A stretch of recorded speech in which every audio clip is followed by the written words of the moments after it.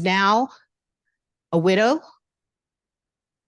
of 3 small children who were 5, 4, 1.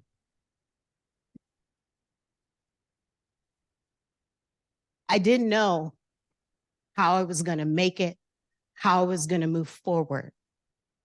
I want to share with you how I was able to move forward. All of you.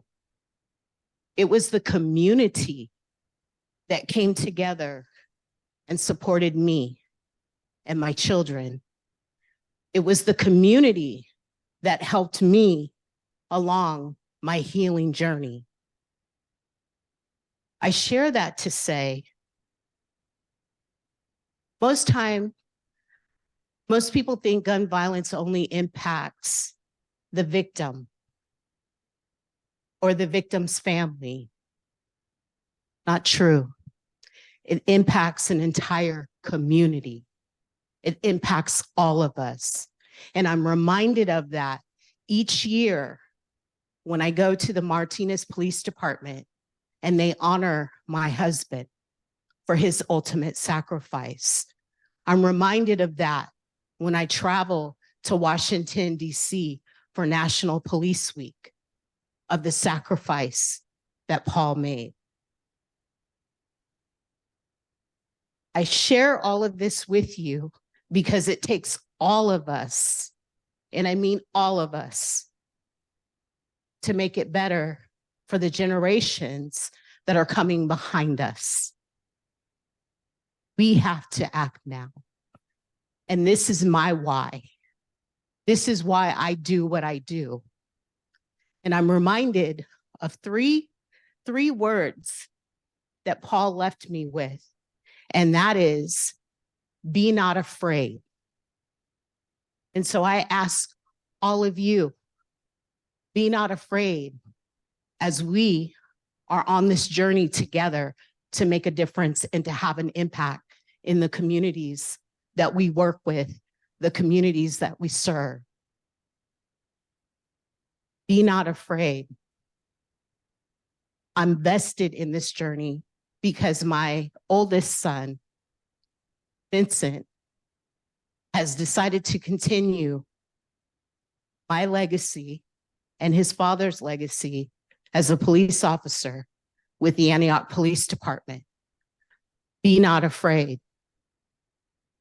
I had to release it because I'm not a dream killer. I'm a dream supporter. And so with that, let us be in community. Let us be in thought partnership as we look at what can we do as a community to prevent gun violence. Thank you.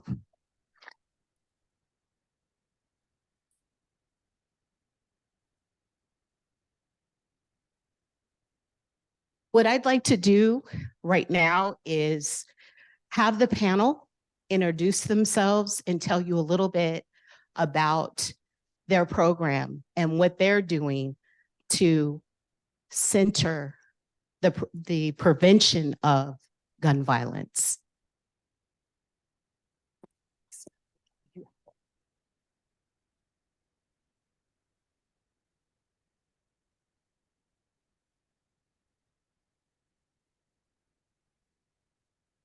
Good morning, sorry about that. All right, good morning, everyone. My name is Aaron Jones, and I'm here representing the Violence Prevention Program. And just so you guys know, just a little bit of background, we are in our second year right now, second fiscal year, technically our first real year. We got a grant from the Department of Justice in 2022 to work on some community-based violence. And then I will just go ahead and get into explaining what we do. Next slide, please. I guess two. So our mission at the Violence Prevention Program is to create a safer and more resilient communities within Contra Costa County. And this mission is something that our Gun Violence Prevention Coalition has created together. So when we want to accomplish our mission, we do it through three different ways. And we do have 3 strategies for that. Our first is social emotional learning for youth. Then we have workforce opportunities for transition age youth. That's going to be youth aged 18 to 24 who are either just graduated high school or in that age, going into their young adult years. And then finally, we have community engagement. That is engaging communities, the people in them, as well as other stakeholders to uplift the communities that are plagued by gun violence. And our target population at the Violence Prevention Program will be low to middle income populations, residents of marginalized communities, and those disproportionately affected by gun violence, youth in and out of school, and then as well as justice-involved youth. And then the area that we want to focus on specifically is going to be East Contra Costa County. And I'll get into that a little bit why as we go to the next slide, please. So sorry about that. So as you guys can see here, all 4 East cities in East Contra Costa County show up in our top 10 cities for gun assault deaths in the past 12 years.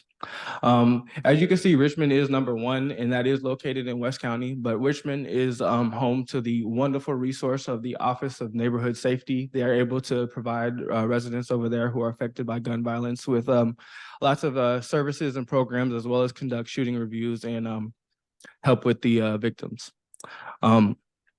This large number of this disproportionate number of gun violence in East Contra Costa County cities that you see here, along with the lack of resources found in East Contra Costa County, is why we decided to focus on eastern part of the county. Next slide, please. So for our first strategy is social emotional learning for youth. These programs focus on developing essential skills and competencies that can empower youth and get them on a path and trajectory that is away from the risk of being a victim or perpetrator of gun violence. Social emotional learning promotes positive youth developments and then also reduces the likelihood of engaging in violence. Social emotional programs help youth work towards positive goals, both academically and personally. Oh, okay, thank you. Okay. Oh, wait. Sorry about that. Going on. Here we go. Sorry about that. And then the next strategy that we have at the violence. Okay, sorry about that. All right. Then the next strategy that we have for the violence prevention program will be to increase workforce development opportunities for transition age youth.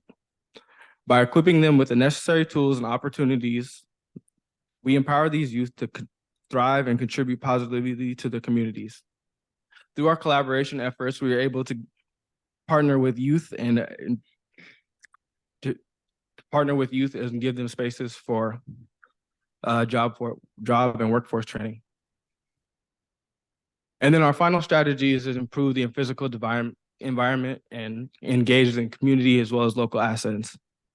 By creating a safe and supportive physical environment, it will be crucial for preventing gun violence and promoting community well-being. By promoting the physical environment and engaging the community in local assets, we could foster a sense of ownership, pride, and safety within communities in Contra Costa County. Thank you.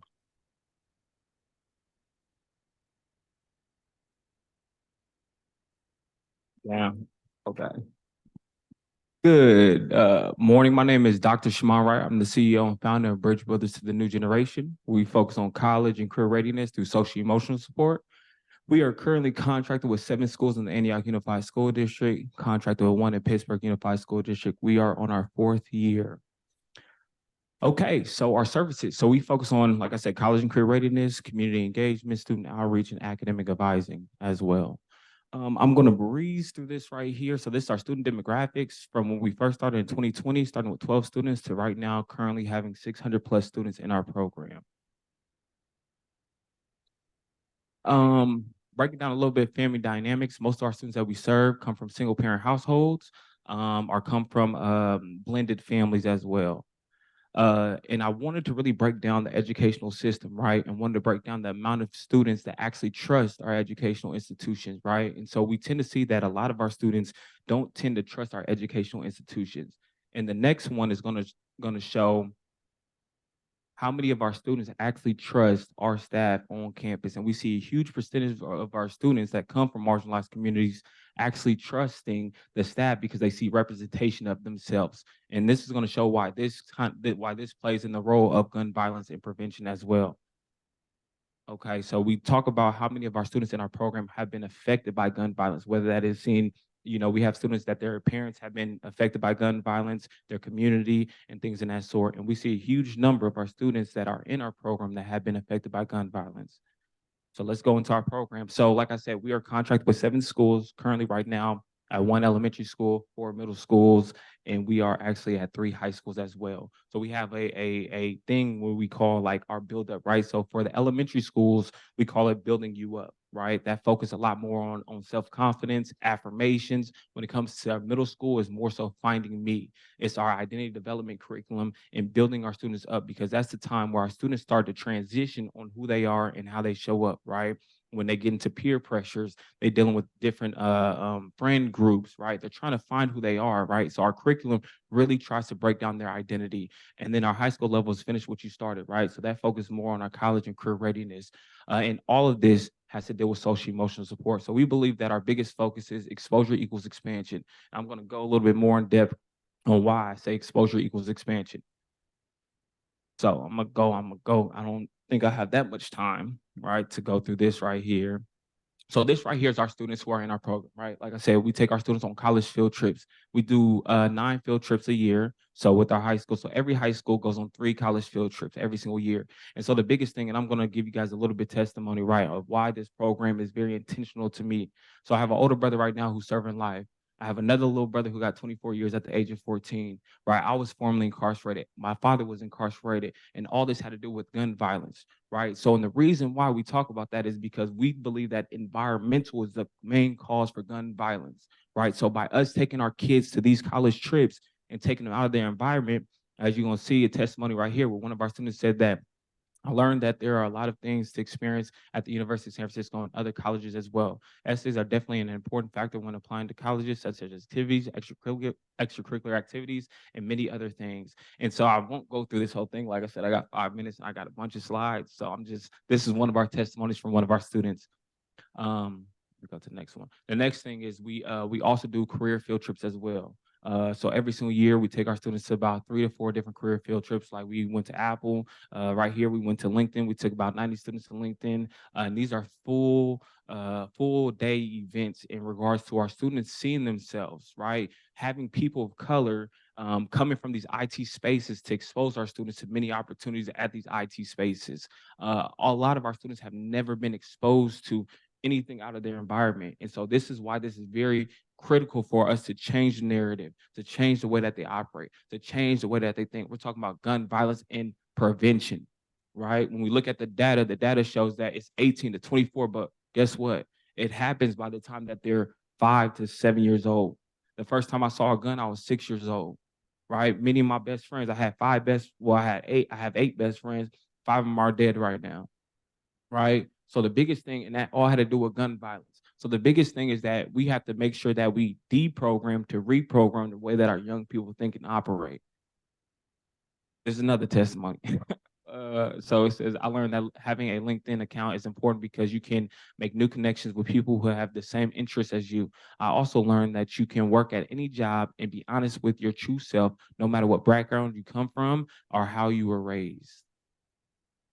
This right here is our peer mentorship program, right? Because we believe, I'm older, you know what I'm saying? I'm not that much older, but we also believe that it's very important that our peers, so our high school students go down to our middle school to mentor our middle school students. Our middle school students go down to our elementary to mentor our elementary school students. So now we're building a community, right, of like-minded individuals. We're building a community of people who want to better themselves, right? Now that our high school students have to mentor somebody younger, now subconsciously they have another duty that they have to uphold.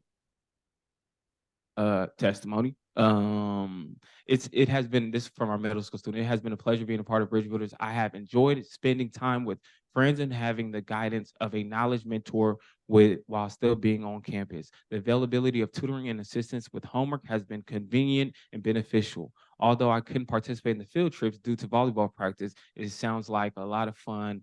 It sounds like a fun experience. Lastly, I appreciate Mr. G, authenticity and honesty with everyone. The biggest thing that we always tell our staff, the reason why I show up the way I do, the reason why I look like this, is because even being a doctor, the biggest thing is that it's representation.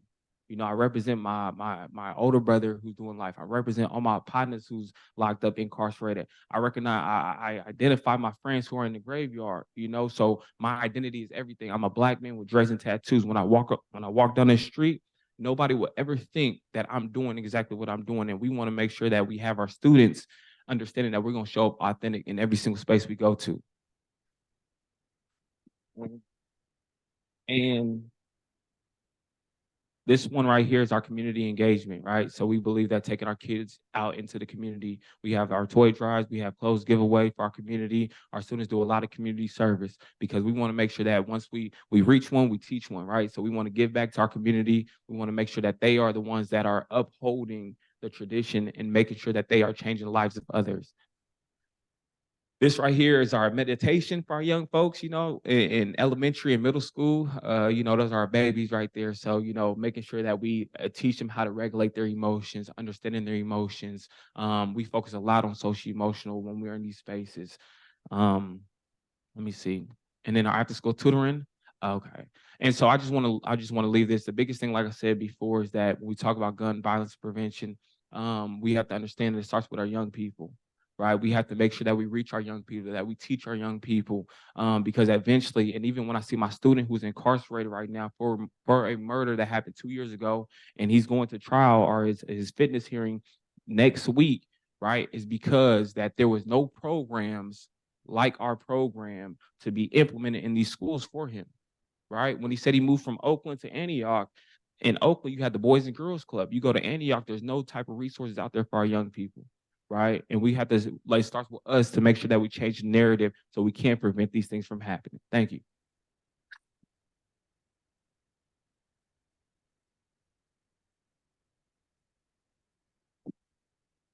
Hello. I want to thank you guys for having all of us up here to be able to speak about our organizations. My name is Johnny Rodriguez. I've been working in the community for about 31 years now. I started in about 1993, 92. Been doing this for a long time. I was blessed to have an opportunity, and I built some really good relationships when I was younger.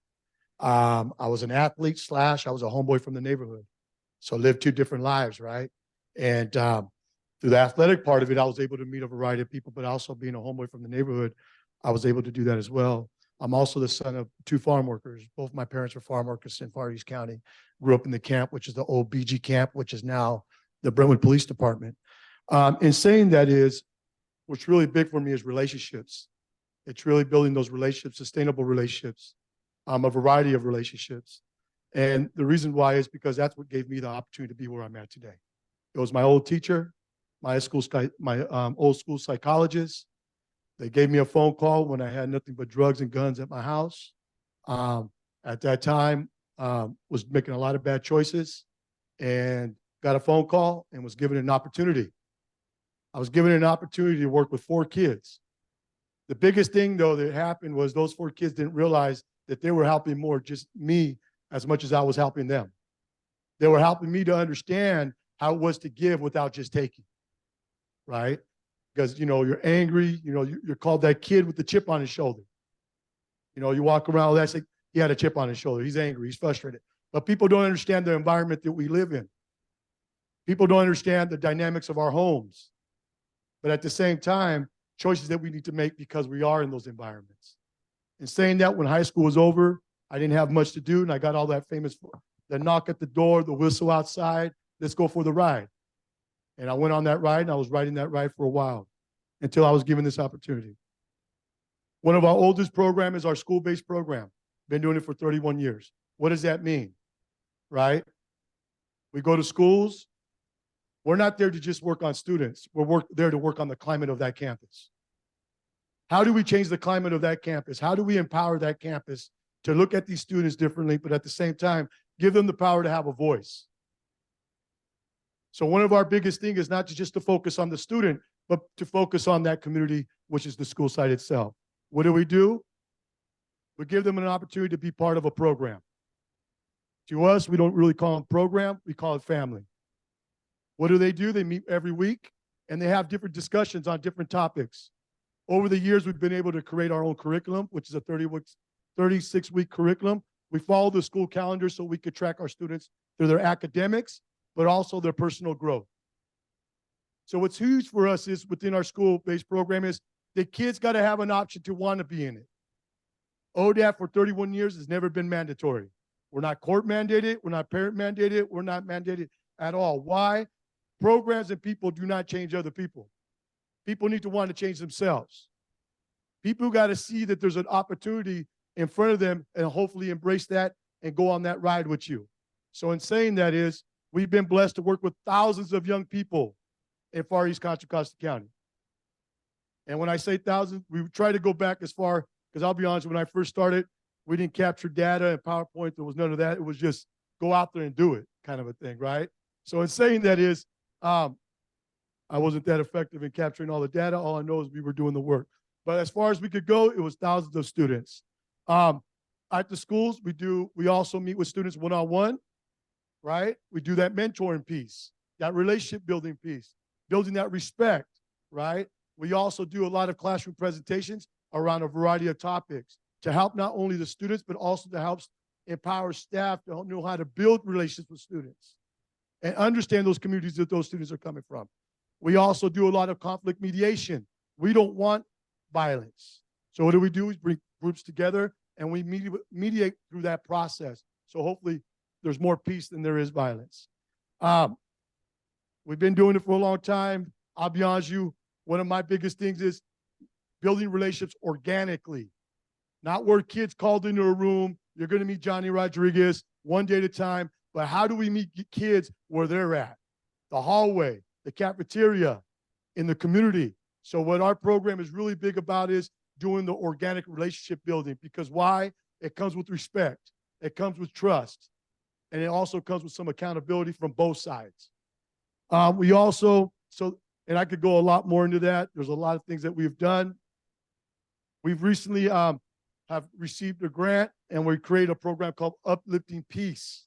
It's in partnership and collaboration with the city of Antioch, but also Advanced Peace, which was based out of Richmond. I know they got chapters all over to work with individuals that are direct shooters. Now, we've only been doing this program for 5 to 6 months, so there's a lot of infrastructure that needs to be established. A lot of people say, go out there right now. That's not realistic, right? You go out there right now, it's not going to be effective. We want sustainability. We want the program to be effective. So why? We could do it not 1 year. We all know about, if you're a nonprofit, 1 year funding, right? Or got the term for it, but where they give you money for 1 year as a, I forgot the word, but there you go. The famous pilot word, right? It's a pilot program, right? So in saying that, we're really with Uplifting Peace is really creating the infrastructure to work with these individuals. We also have a beautiful program that we've been doing for about 13 years that we collaborated and partnered up with John Muir Hospital. And I know they're here today. And actually that was really interesting because we were approached at Deer Valley High School when we were there. We were running groups of 100 students at Deer Valley High School after school, not mandatory, right? And saying that is, we've had a Beyond Violence. We're working with victims of violence. What does that mean? Anybody shot or stabbed or critically injured from Bay Point to Discovery Bay, we get to work with them if they enter to the trauma center at John Muir Hospital. So we want to recognize John Muir for that partnership that has been going on for 13 years. We also do a lot of recreational educational field trips. What does that mean? Going to UC Davis, going to San Francisco State, but also we used to do, and I know they just closed it, go to the California State Prison, right? Why? Kids need to understand the choices that they make, positive or negative, what those consequences could look like, right? So it's all about exposing them, not through just the voice, but also for them to go see it themselves. We also do a lot of community events and activities, huge events. We've been running so many events over the years. It's not about ourselves in fundraising. A lot of the events we do, we don't do it for fundraising. It's actually a lot of it's for free. Why? The kids need to be leaders. Part of being a leader is giving back to your community, but also working with members in your community. That's how we start to create change. Why? We expose them. We build those relationships. They see each other different. They see different groups differently, right? Because why? They're working together on the same mission. So we do a lot of those things. And like I said, I could be here for a while. I do want to recognize also another thing that we do is called YEP, and that's our Youth Expression Project. Why? Some of our kids are not good with the mic. Some of our kids are not going to want to talk, but they're good writers. They're good with poetry. They're good artists. If you go to our center, and actually we started our very first group right here down the street at Ignacio Valley High School. We have 60 students that are participating in that currently.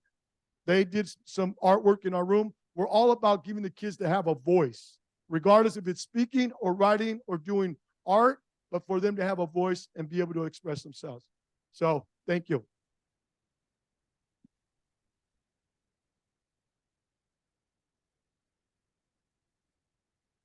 I just want to start by thanking Hisham and Melody and all of the people who were involved in starting this or doing this important work. And also to my fellow panelists, and it's not lost on me, my white privilege sitting here. I want to thank all of you for giving me this space and opportunity. I'm with Moms Demand Action for Gun Sense in America. We are a national organization with a chapter in every single state, and I am the leader of our local group, the Mount Diablo Moms Demand Action. So every day, more than 100, this is crazy. This slide was made in March. It's 120 Americans now. When I started this work 7 years ago, the number was 96. Firearms are the leading cause of death of our children and teens. If you are Black in America, you are 12 times more likely to die from gun homicide. If you are the mother of a Latinx teen, your child is 3 times more likely than my white child to die of gun violence.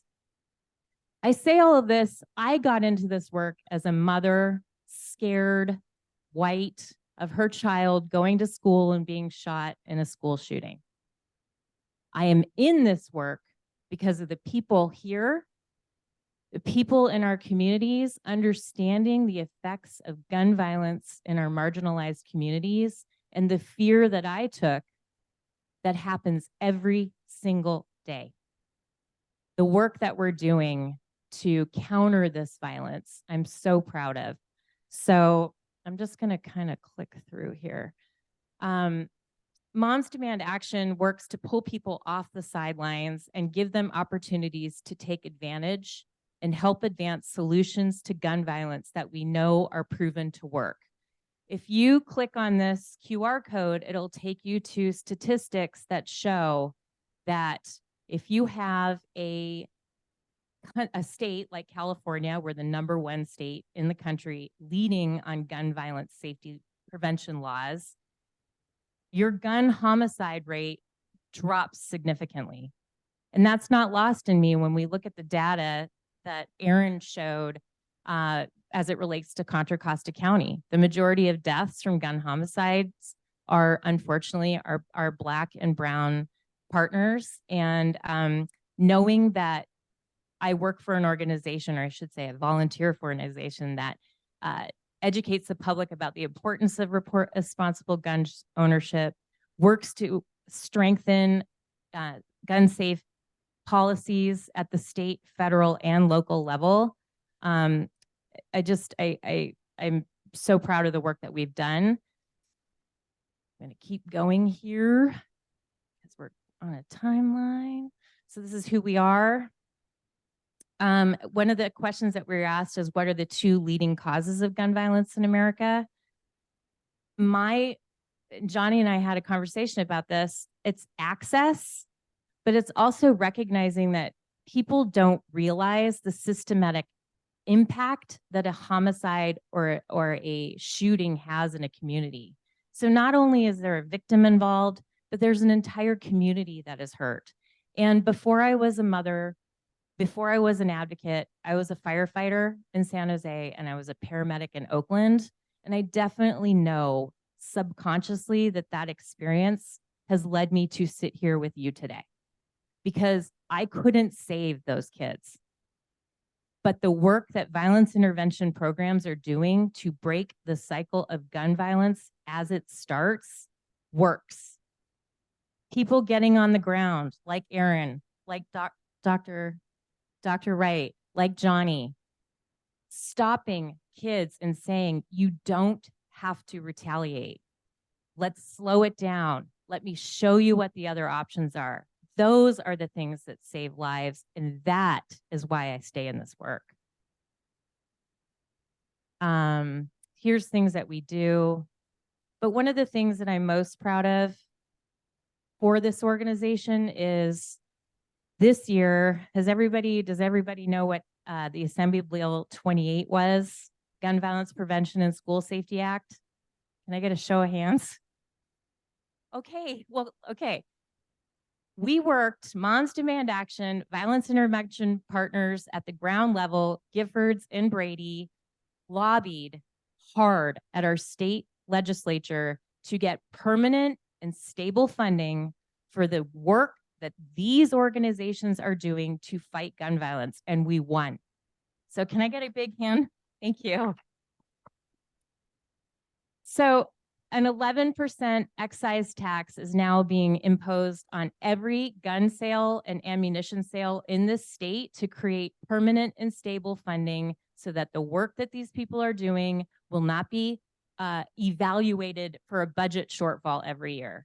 So thank you. I wanted to just give you all an opportunity to take an action today. First of all, if you want to become a member of Moms Demand Action, if you want to learn more about our program, text READY to 64433. There's 2 QR codes. One is to ask Congress to reinstate the assault weapons ban. We had one before, we can have one again. We can tell the ATF to close the gun show loophole, which is where you can actually go online or to a gun show and buy a gun without a background check. In California, we're really lucky that we don't have this, but other states are not so fortunate. And I also wanted to just, if you want to, you can download our app. It tells you all about things that are happening within our community. But I just want to thank you again for this time that you've given me. And everything that we do is data-driven. Everything we pursue, we know saves lives. And I'm honored to be a part of this movement. And thank you.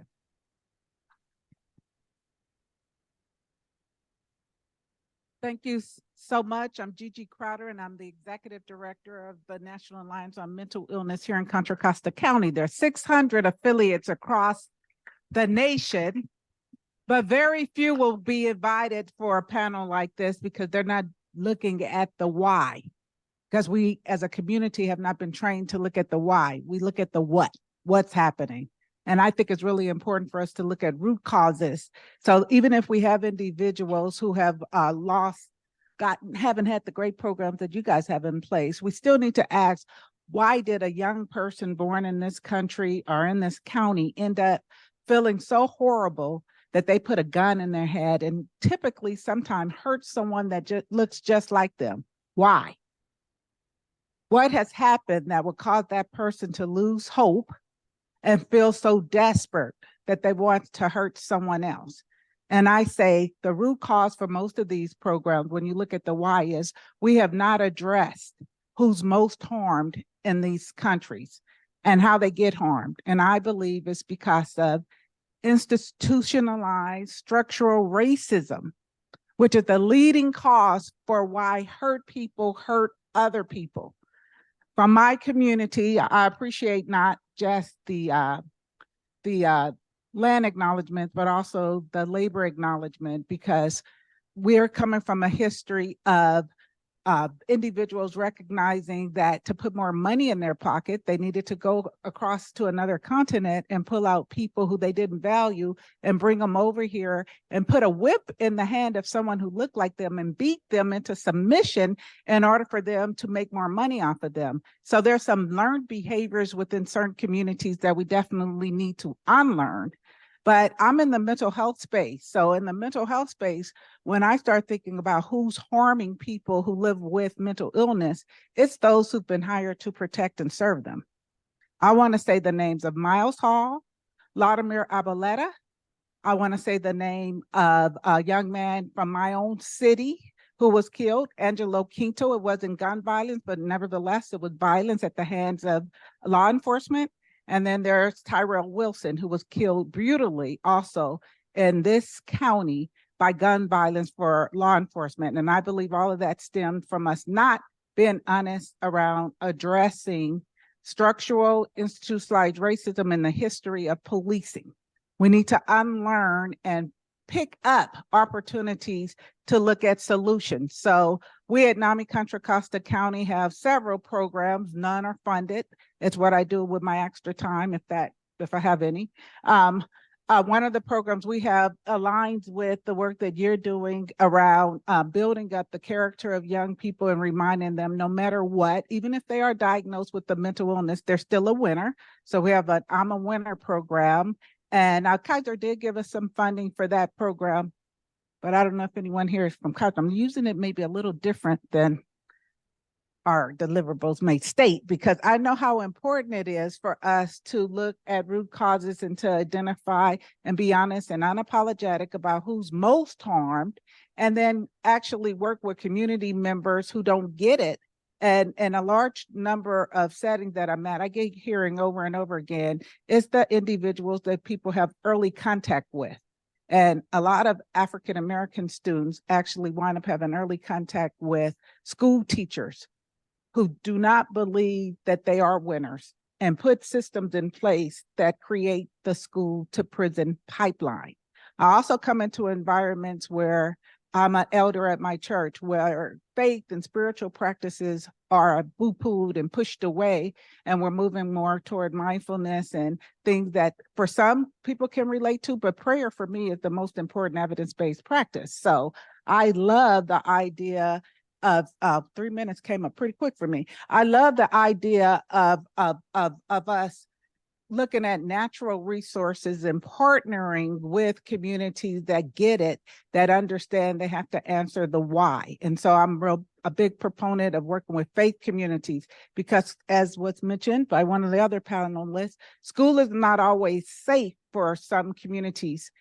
It's where they're most harmed. It's where their spirits are broken. So I've been pushing in this county that every ethnic and cultural community have spaces that's safe for them. So I'm looking at and champion an African-American holistic wellness hub. And I'm really excited about partnering with people like Dr. G, who gets it and understands that the way he presents is really important to building trust for the people he wants to support. People who live with mental illness, as I said earlier, are more likely to be victims, but when they go unaddressed, then you're living in a county that 60 to 70% of the young people in our juvenile hall having diagnosed mental illness. Not possibly they had an adverse childhood experience, not possibly they may live with ADHD. No, it's documented. And we are, instead of treating them and giving them the compassion they need, we are criminalizing what is a mental health condition, which is medical condition. So when I start thinking about violence and what we can do different, I start thinking about, let's make people accountable who are perpetuating violence, whether it's physical violence or the more subtle forms of violence, where we have young people who wake up worried about, who live in Antioch and Pittsburgh, worried about those who are hired to protect and serve them, harming them instead, and very little being done about it to address it. So I will continue to pray that anybody in this space will understand that they have to look at it from a preventative, not reactive, and do what they need to do to work on the policy changes and all of that, but show love and remind anyone who's feeling a sense of pain because they're not being valued that they're winners. Thank you.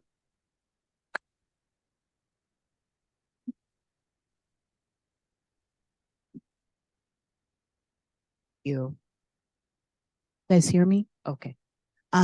What I'd like to do is ask a question of the panel. What do you believe are the two leading causes for gun violence? And anyone can answer.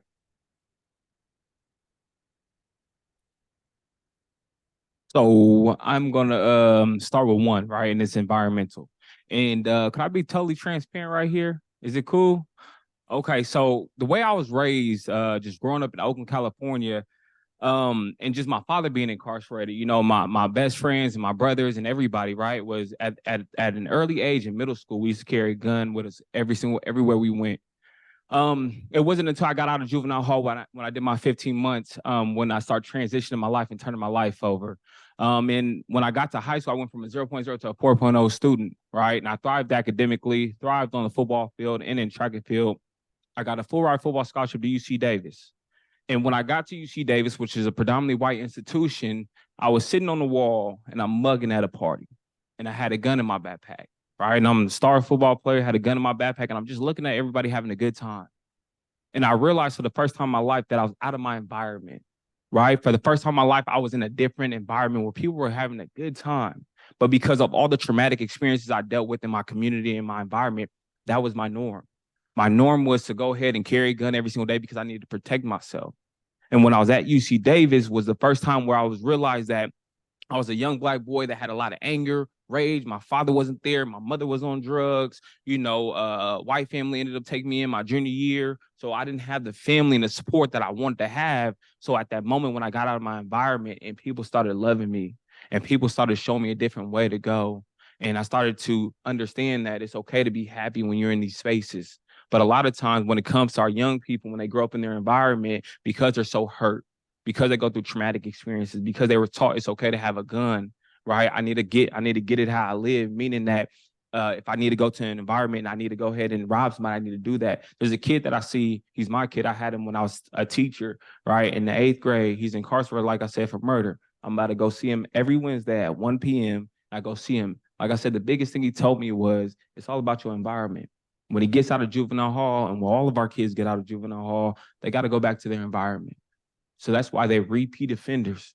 So the biggest thing is that it's all about environmental, right? If we could take them out their environment and shift their mindset, that's going to decrease the amount of gun violence regardless, no matter what, right? Give them hope that tomorrow's going to be a better day. And that's the main one, right? I don't have two, but that's the main one for me. Anybody else? Closest one up. Yeah, I mean, Ali, I think it's not only the environment, which I think was huge, but also I think the education, right? Understanding really what that means to carry a gun. What that means when you go in a car and there's loaded guns or there's guns. I think the lack of them understanding the consequences of those choices. But I also know that it's hard, especially if you grew up in an environment where that's normal, right? Or you need it because you got people that are looking for all these different things. It goes back to the environment. But I also think that sometimes if we're able to educate the students, educate the young people, and understanding it doesn't need to be like that, right? That there is a way, there is an opportunity out there for them to have it different. And I think it goes back to what he was saying, exposing them, being able to see things, those field trips, those activities, those events, those things, putting them out there to see, golly, you know what? I don't need to carry a gun, right? There is a different life. So I think that's real important. And that's something that obviously we all try to do in here is really expose our kids, but also educate them in regards to the consequences of carrying a weapon. But also when you don't carry a weapon, look at, if you're doing good and you're making good choices, these are some of the things that could happen, right? But it goes back to there are barriers out there to prevent us from seeing those opportunities, right? Because once we learn those opportunities, we get smarter, we get educated, we do certain things. And I'll be honest, there's certain portions of our communities that are afraid of that, especially when it comes to young people of color. So my thing is, I think exposing them, putting them out there, but also at the same time, educating them and talk to them about the consequences of those choices.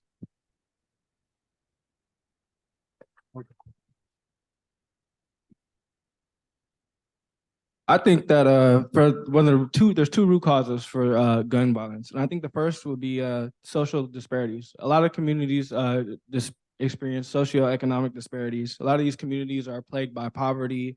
There's a lack of resources. There's a lack of access to adequate education, and there's also limited resources for things such as mental health as well as other support services. And when you're living in these neighborhoods, a lot of these people are forced to make choices that are going to put them in situations and put them in environments where they're more likely to be involved with gun violence, or to be, whether it be in the victim or the perpetrator scenario. And then another root cause would be community divestment. A lot of these communities are experiencing the dilapidated infrastructure. As I said earlier, there's a lack of resources there. And when people are living in these communities, they don't have a sense of pride. They don't have a sense of love for the other people that are around them in their communities. When you have a sense of pride in your community, you're going to be less likely to go be like, you know what, I'm going to go down the street and handle this beef in a violent way. If you have a sense of pride in your community and you care about those around you and your environment, you're going to be more likely to be like, you know what, there's a problem. I'm going to go down there and handle it, in a more effective way, in a less violent way. So I think that socioeconomic disparities as well as community divestment are going to be two of the leading root causes for gun violence in Contra Costa County.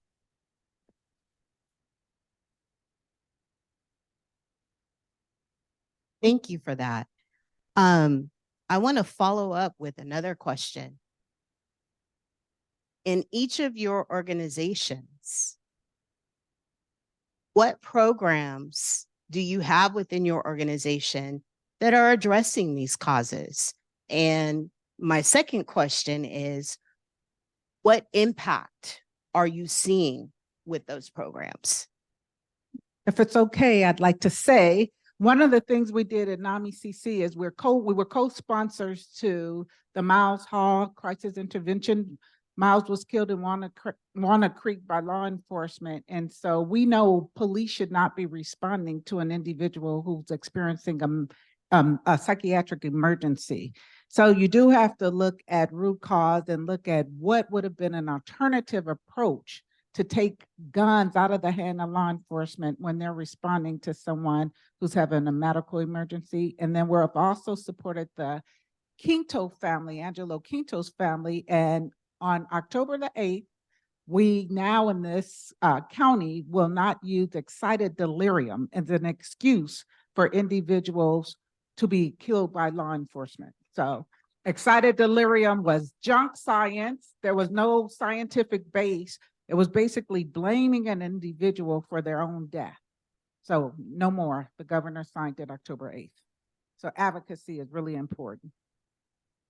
And I would just like to add, as a, I take my privilege as a white person and I educate other white people about this trauma, about this daily violence, that fear I feel, worried about that very small chance my child might get shot at school.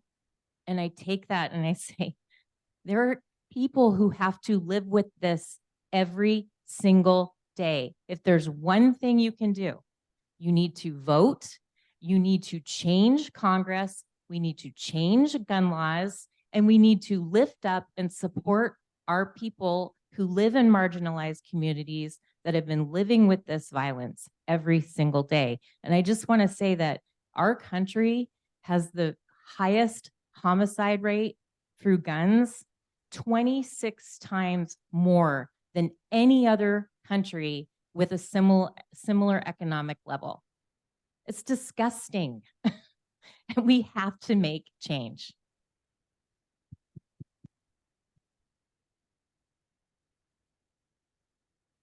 So I'll say that the biggest thing for us, right, like I explained before, we believe exposure equals expansion. So in our program, we have 3 tiers. So tier number 3 is students who struggle academically, like struggle 0.0 to 1.8 GPA. Then we have our tier 2 students who are doing okay. Tier 1, they're doing amazing. We tend to focus a lot on our tier 3 students, right, where they meet with us day in and day out, right, and they have a daily check-in. And that check-in has to deal with a goal for the day. And that could just be like, I want to smile today, right? I want to just go to class today. I just want to make it through the day. Typically our students on our tier 3, and just looking at the data, come from single parent households. And many of our students either, we have a few students whose father has got killed, whether it's from gun violence. We have other students who have suffered from other traumatic experiences where the parent is no longer in the house. And typically what we tend to see with our students when we do take them out of their environment, a lot of students have never either stepped foot on the college campus, right? Have never had someone that is, we do a lot of conferences and symposiums for our students as well. We have about 200 plus students in our symposium, never been introduced to finances, right? Investing their money and understanding how money works and operates, right? So the biggest thing is for us to really, like I said, we got to change the mindset of our young people. And so what we tend to see is that our young people who never went to college or never, their parents never went to college, right? I'm a first generation college graduate as well. And what we tend to see is that these are the students who are applying, not just applying to colleges, but getting into colleges. Right now, we have a 100% acceptance rate of our students going to four-year universities, right? And the reason why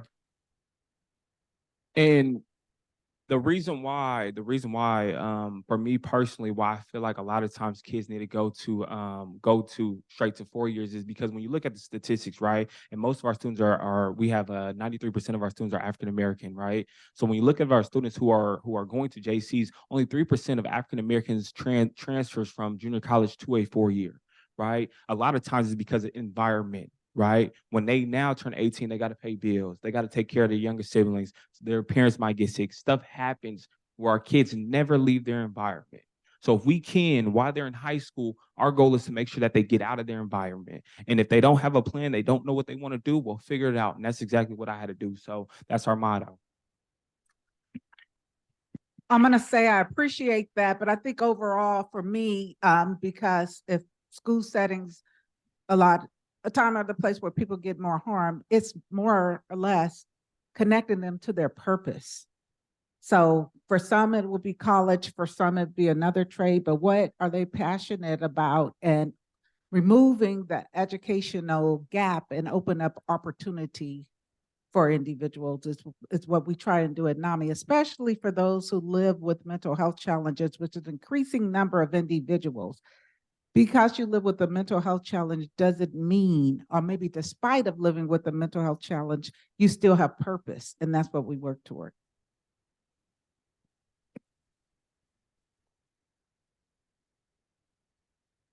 So the violence prevention program, since we're new, we're still working on how we're gonna implement everything. But for right now, what we're looking for is a multifaceted approach. Right now, we're really looking for to start meaningful collaboration with different community organizations, community leaders, and other stakeholders to start working on different policies that advocate for the different socioeconomic disparities that we see in the county. We're gonna be wanting to work with community partners to advocate for policies that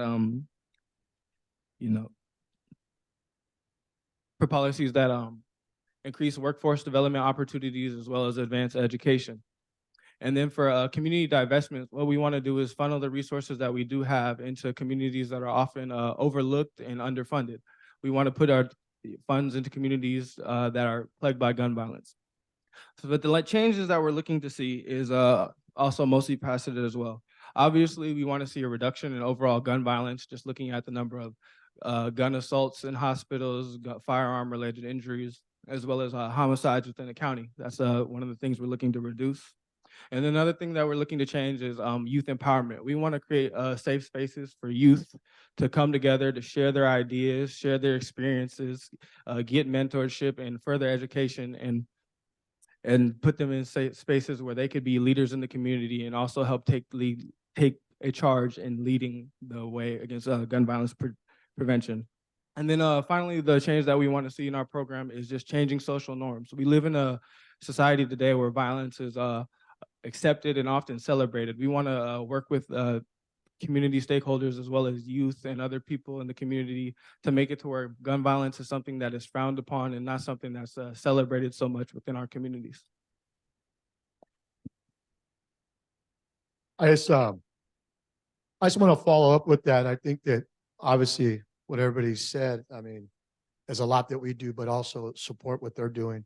But it's really just giving the kids to believe in themselves. It's really to get them to empower themselves and really find out who they are and what they want to do and support that, especially if it's in a positive and they want to go in a direction. I know some kids are not going to go to a 4-year college, but doesn't mean they can't be successful and work in a trade or work in the unions, right? It's all about them feeling what's comfortable with them. A lot of times we focus on the exterior of kids. We see kids that are doing well academically and we think they're doing well. He's got a 4.0, he's successful. We have students in our program that have 4.25s that grow up in the neighborhood / they're not doing fine because they're not good inside. Their outlet is going home, walking into the room, doing their homework, going to class, don't associate with nobody, go back home, go to the room, do the homework, and they can pass a class and do well, but doesn't mean that they're well. So our biggest thing is to identify, not only focus on the exterior, but how do we focus on the core of these kids and these individuals? So why do we do that? So they could build from that. They can make that healthy again and hopefully start making good decisions, and they create change within themselves. And hopefully we're there to offer them the opportunities that they're going to need to be successful. So in saying that is, I think it goes back to what a lot of people have said up here already, is really them empowering them themselves and being able to guide them and support them, whatever direction that is, as long as it's healthy for them, the community, and their families.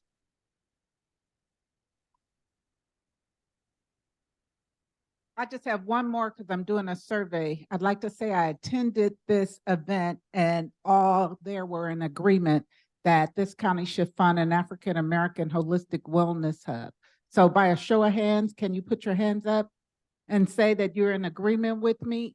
And then if you're not able to put your hands up, question why you would have a problem with this county using some of its tax dollars to fund a root cause approach for addressing the needs, since we recognize African Americans are less than 10%, but the most highly incarcerated in this county. Thanks.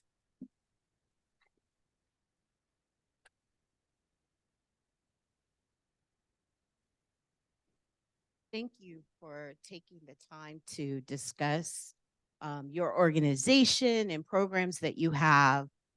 I want to ask this question. What impact are you seeing in your communities? I mean, for us, I think over the years, we've seen a lot of young people become young leaders. And when we talk about leaders, we're not talking high-level positions or titles. We're talking about better sons and better daughters. We're talking about better students, better community people. So what we see is part of being the change is not having to worry about being the CEO or the executive director or being on the city council or the school board or things like that, which those things are needed, don't get me wrong, but it's all about being a good person. So what we're seeing is young people just being good within their families, within their communities, and within their schools, which we hope that from there, they become good parents, right? One of the largest role as a leader is being a good parent, being a good example. I'm raised in many ways. I had two fathers, and neither one of them were able to step up at the level that I needed to be a real father. So in saying that is, I think our titles as parents is that first role. So what we're seeing is a lot of our kids stepping up, and hopefully they'll achieve their role of being a good example and a good leader within their communities and their homes. I'll go. So I said the biggest thing that I love to do, right, is I love to work with kids who are living in brokenness, right, who don't have hope, right. And there's many stories of kids who come in our program, right. We have one student, his name is Jalen Weaver. And Big Jalen Weaver was a student who struggled socially emotionally. And this is actually why I started my organization. I was a teacher at first, and I mentored this young man from the time he was an 8th grader all the way to he was in high school. And I remember he struggled academically, he struggled socially emotionally. And this young man, by his junior year going into senior year, he went to his counselors because he was getting all these offers from all these big time universities and colleges. And they told him, they said, well, you don't have the grades, you cannot go. And so he looked at me and he put his head down. I said, pick your head up. And this was during COVID, right? And I started my organization in 2019, right? So this was around that time. So I had all the time in the world. And we sat down, I paid for him to go to these online courses and everything like that. And this young man ended up taking everything serious, and he ended up passing all of his classes, was eligible, got a full-ride football scholarship to the University of Nebraska, where he's at right now. And that was the start of my program. And also, too, like I said, dealing in brokenness, right? And I have a few students, and this one student specifically, I'm just going to, her name is Puffy, right? That's what we call her, Puffy. She want to be called Puffy, it's cool. But this young lady dealt with, abandonment issues. Her mom's a drug addict, right? Her mom is what we call, she's on the blade, right? Meaning that, she's a prostitute and whatnot. She lives with her auntie, right? So she's so used to people throwing her away. And every single year when she was a sophomore, me and her used to butt heads every single time. She used to come in my classroom and then, and then she'll start cussing at me, whatever, Puffy, is cool, go ahead. Next day she'll come back and she'll just look at me. And I say, good morning, Puffy, how you doing? And, this, hold on.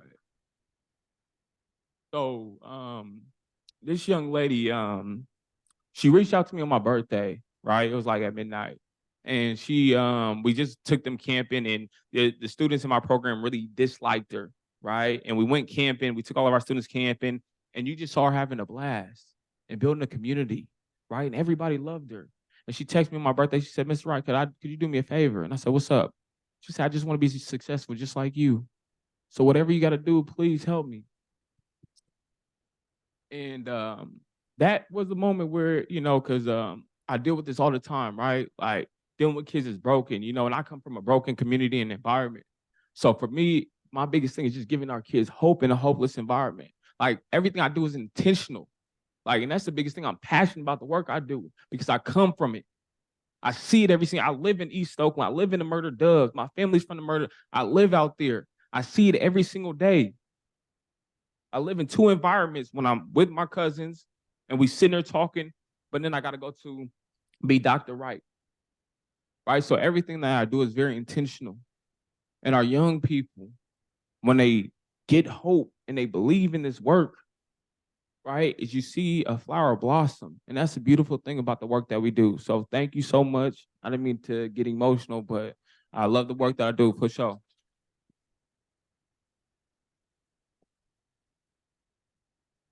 And if you can't get emotional, you shouldn't be doing the work because we're trying to save lives here, okay? So you got to get emotional. You got to shed tears because they're counting on us. So I so appreciate you for showing that vulnerability, because once a young man gets to about 13 from the African-American community, they're made to be seen as adults.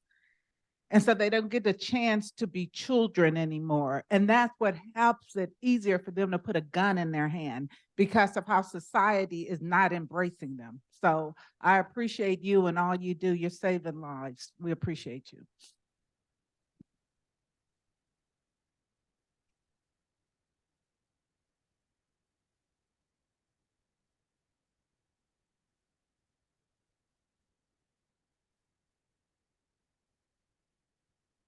That was powerful. It's kind of hard to come back from that. And it lets you know why this work is so important. The community, we have to come together and support the organizations that are doing the work, whether it's through thought partnership, collaboration. This work is so important and the impact is monumental. With that, I want to ask this question. What data do you need in order to continue to do this work? What data do you need? I know we live in a very data-driven society. We pushed for the African-American Holistic Hub and we got back, we'll give you $80,000 for a feasibility study. We already have all the data we need. We have the data. What we need is the action and the funding to make a difference. We need a program like theirs across the county, not just segregated in some small spots. We need to look at the desert, the resource deserts that we have in the eastern part of the county because we don't have the advocacy. Yet that's the area, Antioch and Pittsburgh, with the largest number of individuals now being incarcerated who live with mental illness. So, I mean, I know that we look at data to substantiate why we need funding, but the proof is in the pudding.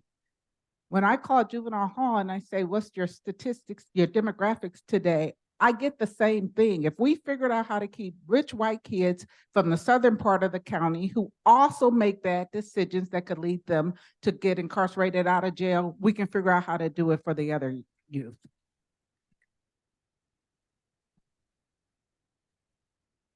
I agree with you 100% on that. I feel like the biggest thing is that, like Gigi said, we have all the data, right? Like in my dissertation, I did something that was very non-traditional, right? I let my students write a narrative, a letter to their younger selves and put it in my dissertation because my dissertation, my work is for them to read, right? So when it comes to data, it's more so doing the qualitative, right? Story narrative, because letting their voices be heard, letting them be seen. I feel like when it comes to people creating a youth hub, when it comes to Measure X, right? A lot of times it's not even about what the kids need. It's about what everybody thinks that our kids need, but they don't even know what they need, right? And so I feel like the biggest thing when it comes to that is like letting the kids speak out, right? Letting them tell you what they want and what they need, because life is forever changing. You know, I'm 30 now, and you know, it was different from when I was 15 or when I was 13 or when I was, 12. So I feel like the biggest thing is that we could collect all the data we want, right? And it's going to show with the work that we do, but everything that we do is very intentional. But I feel like, with everything, it's like the students need to be heard, right? And on top of that, I feel like this is the biggest thing is what students are talking and what students are not talking. When we talk about gun violence prevention, people will have a youth leadership counselor or whatnot, but it's not the kids with the guns, right? Those kids aren't coming to the table because it's not safe for them, right? Our kids talk to us about stuff that they won't talk to nobody because everything's about trust. My dissertation is called "You Ain't My Daddy: The Lack of Trust for Black Males in Educational Institutions." So the biggest thing is that we have to understand this, is that for our young people, we got to understand that the people's voices that need to be heard when we talk about gun violence prevention are not coming to the table. You don't see people like me. You don't see people like that brother right there at these tables and talking, right? You don't see brothers like Hasham, right? And that's the biggest thing, is that these brothers feel safe to talk to people that understand their community and their environment. And we need to get them to the table so they have a voice.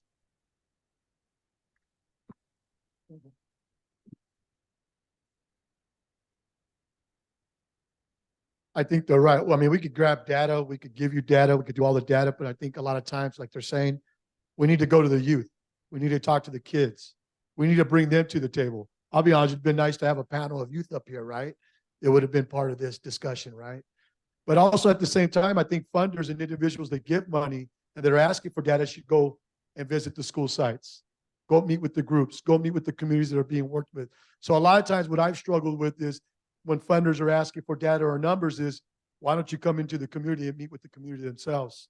I mean, there's some hard data and things that you can do, and there's all kinds of soft data that you can't capture unless you ask the students themselves. So I totally agree. I mean, I don't want to repeat what they're saying, but at the same time, we could go out to these communities and to these schools and actually talk to the students themselves to hear the successes, but also what's working and what's not working. Thank you.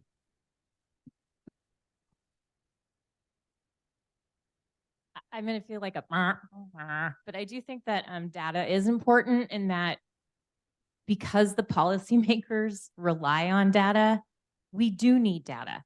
And we know that the laws that we are advocating for work.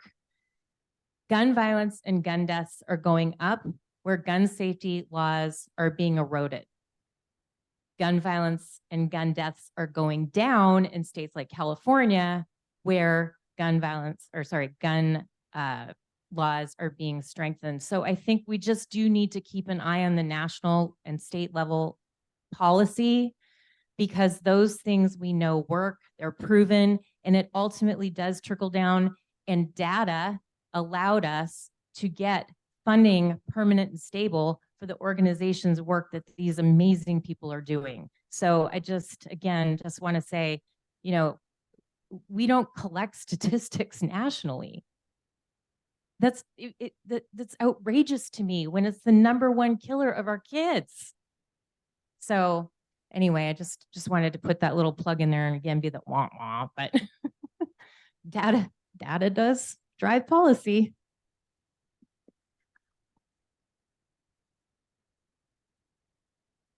Just to kind of piggyback on what everyone says, I think that the qualitative data is important, the perceptions that the community has. Like, I think for our program to be successful, we're going to need that kind of data. We're going to need the the surveys that tell us how the community feels about how safety has changed. We're gonna need that qualitative data for our programs that tells us how the youth are feeling about what we're doing.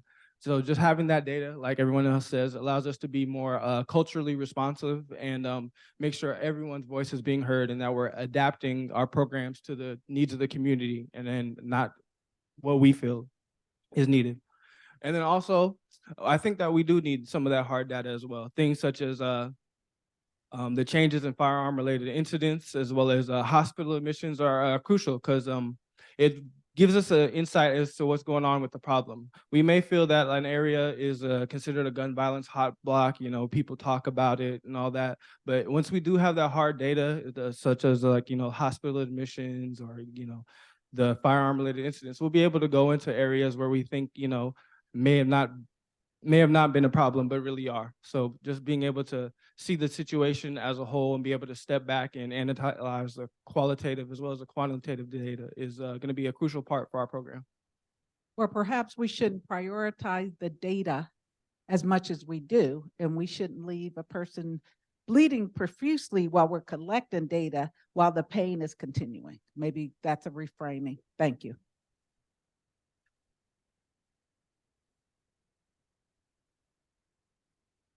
So we have a few minutes and I have some questions from the audience. And so the first question is, based on your experiences and background, what do you think would be a primary approach to preventing kids from developing violent risk behaviors?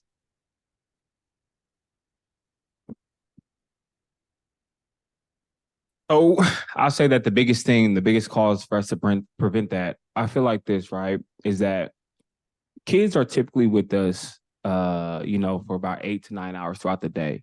It takes 30 minutes for them to make a wrong decision, right?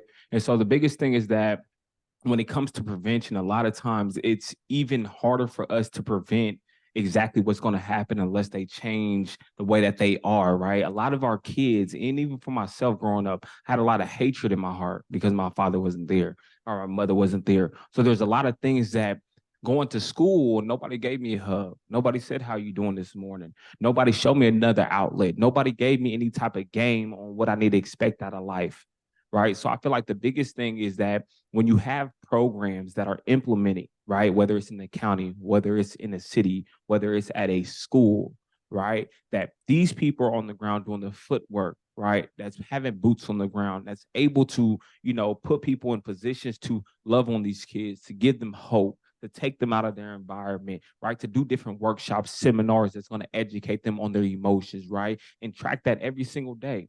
Because this work is not just, something that you could do for a day. You can't just have a youth seminar and just be like, all right, it's a seminar, we did it, they gone, right? This is constant work from the time that they reach school until the time that they leave, right? And even beyond that. Thank you. I love the fact that we focus a lot of our attention on prevention and what we can do in school settings to improve outcomes, because so often kids spend a lot of time at school. So we know we need to enhance protective factors. And so the I'm a Winner program was designed because there was a period of time where we had African-American men in the classroom setting kind of serving as police. This kid is going to act up, and when they do, we'll be here, versus a more nurturing approach. So the I'm a Winner program partners school settings with faith centers, and we ask volunteers to come into the school setting and have a nurturing room. So some of us who attend church know there's always a first row of first ladies, and sometimes they seem kind of mean and gruff, but they always had that church candy, right? And when I was growing up, it did not have wrapping. So you would have to remove the lint, the cotton balls, and all of that. But she would be saying to the young person who seemed to struggle, I see you, and I know where you're going to. And sometimes that person could make a better relationship and boost up the ego and support the young person just by saying, what's going on? What's going on with you?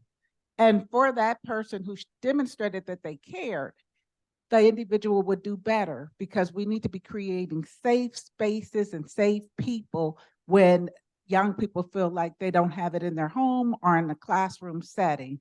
I know I was validated by my third grade teacher, even though my mom was a loving mom, my dad was in the household. When that third grade teacher told me how special I was and I could do whatever I wanted to do, he was a white male and he identified as gay, but he saw me in a way no other teacher had saw him. And I didn't want to let him down. And I didn't let him down because I knew he'd be checking in on me. And that's what's important. So not always looking at the obvious. Look outside the box, think about mentoring, because that's so important. If we pair up young people with people who are successful, and as was said earlier, we've got to stop giving scholarships to the 4.0s and give the scholarships to the individuals who are struggling and could bring their grades up to a B level because they got the support they need. We just have to redefine what success is. We've done that in the mental health space. If a person lives with a severe mental illness, success for them is getting out the house and going to do something that helps others as they're earning their income. So definitions, whether it be collecting data or whatever, redefine the definition to have the root cause of improved outcome, better quality of life for all people. I just like to add a little bit, just one other thing to that is, and obviously everybody's right up here. And I think one of the big thing is consistency, right? A lot of times we want change today. Schools, you got to have this, you got to have that. It's called consistency. Things ain't going to happen right away. You know, when you say good morning to an individual the first time, I could tell you at schools, they don't say hi back the first time. They look at you like, okay, who's this dude? Why is he saying hi to me? Right? But a matter of time, when you're consistent in saying good morning or good afternoon, all of a sudden now that individual is doing the same thing. And now you're building a rapport. Now from that rapport, you could build all these other things that we're talking about. So my thing is being consistent in regards to the mission, right? And that's empowering kids. That's building relationships. That's building respect. Will then come change. So I'm just really big on, obviously everybody said everything, but in regards to just being consistent on that drive and on that work that we do, right?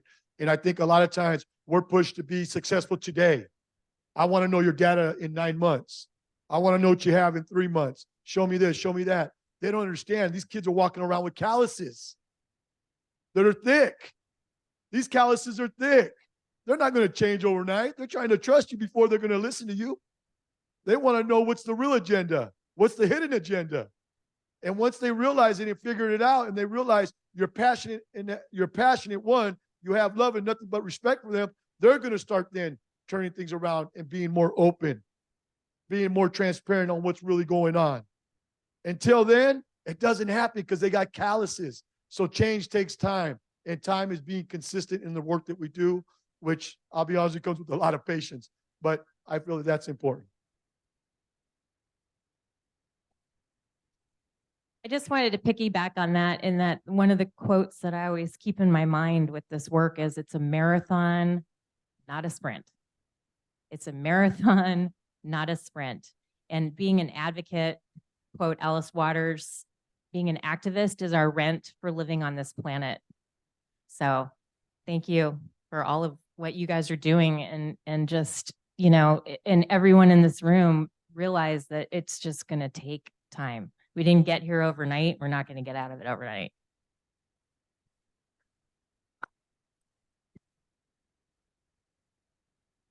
Will you join me in thanking our panelists?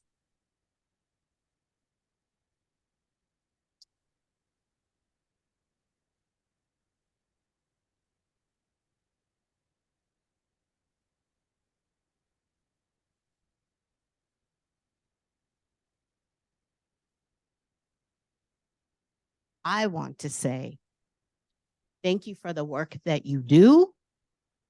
You are making an impact, and it's just an honor to be in the space with you. And I welcome the opportunity to collaborate and have partnership. And for some of our panelists, I haven't had a chance to say this, but they've had it when I talked about community and how community has helped me along my healing journey. and as well as my kids. I want to give a special thank you to Gigi Crowder, and also a special thank you to Shaman, who supported my kids through their journey. Thank you.